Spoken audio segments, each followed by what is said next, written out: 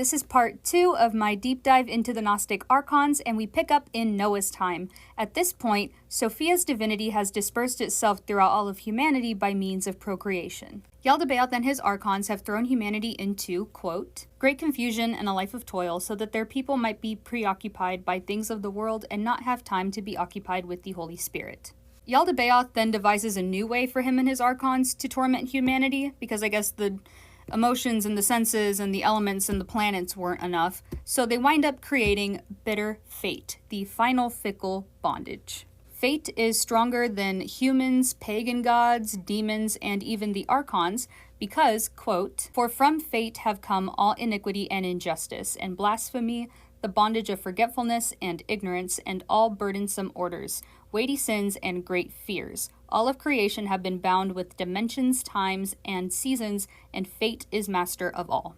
The archons are then sent to reproduce with the human women, but they are resistant, so the archons create a counterfeit spirit by which to deceive the women into thinking that the archons are their husbands.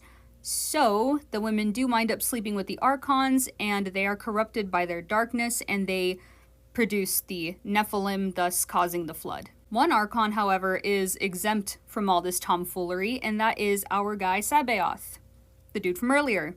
Depending on the text, he's referred to as either Sabaoth or Adonaios, but I already called him Sabaoth in my Nerea video, so we're just going to stick with that name. So when Yaldabaoth first created his archons, he said there were no other gods before me, and Sophia and her emanation Zoe, who we mentioned earlier, they prove him wrong by displaying their power. Upon seeing their display of power, Sabaoth denounces Yaldabaoth, and he instead praises Sophia and Zoe. Because of this, Sophia exalts him by placing him between our realm and the Pleroma. He is called the god of the powers because he is above the powers of chaos. Sophia then places Zoe with him in his realm to teach him of the higher realms, and she gives Sabaoth some of her light.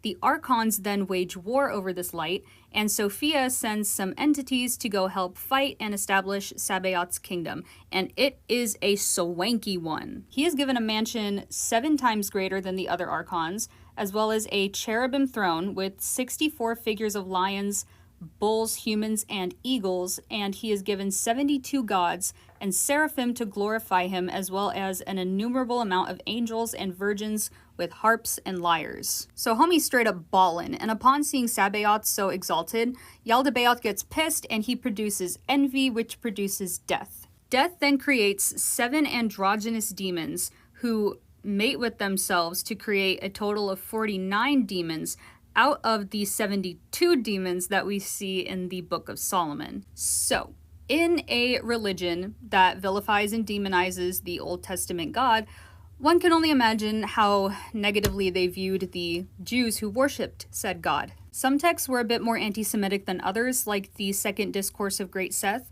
which pretty much claims that the Jews were deceived into worshiping an evil god, and it also claims that Adam, Abraham, Isaac, Jacob, David, Solomon, the prophets, Moses, and John the Baptist were all quote-unquote jokes who were enslaved by Yaldabaoth. Other texts claimed that Jews served Sabaoth instead, which, as far as archons go, he's a pretty decent one. I mean, he doesn't get messed up in the machinations of Yaldabaoth and the other archons, and he was even the one who warned Noah about the flood. But the Jews were still portrayed as incorrectly worshipping an archon, even if he was an archon that operates on the behalf of Sophia. So where does Jesus fit into all this? I'm so glad you asked. He was believed to have been sent from the Pleroma to reveal to humanity that Yaldabaoth is a lower god, and that there is a higher god up in the Pleroma, and he was also sent to teach humanity how to resist the machinations of the archons by achieving gnosis. Archons were the ones who persecuted and crucified Jesus, and one text, the concept of our great power, even claims that the Antichrist will either be an archon or the demiurge himself. When asked about archons, Jesus claims that those who are deceived by them are like cattle led to slaughter at the altar. He says this in the Gospel of Judas. Jesus says in Gnostic texts that the archons don't just try to impede us in life, but they try to impede us in the afterlife too. The Gnostic soul is supposed to ascend from the earth to the Pleroma where it comes from, and archons will be there to try and stop the ascent at every step. So first one has to ascend past the 12 signs of the zodiac, and then they have to come across 3 toll collectors who won't let you pass if you don't say this dialogue correctly. And I'm not going to reiterate the dialogue because it's long, but I will type it out for you to pause and read. Go ahead if you feel so inclined. So after you get through them, you're going to have to pass through the planets, and then you're going to have to pass through Sabaoth's realm. But the texts say that he's going to be nice to you, so I guess it's fine. So why does the highest god in Gnosticism, the Father, why does he sit by and let evil happen? Why does he let Yaldabaoth and the Archons torment humanity? That is because he wants to bring down the rulers of perdition by means of their modeled creatures. He allows humanity to suffer because that is the way the spirit will grow strong enough to best its oppressors itself. Jesus was believed to have been sent by him to reveal the truth about the Archons and to teach humanity how to take their salvation into their own hands by achieving Gnosis, which is the realization that they have... Christopher, please.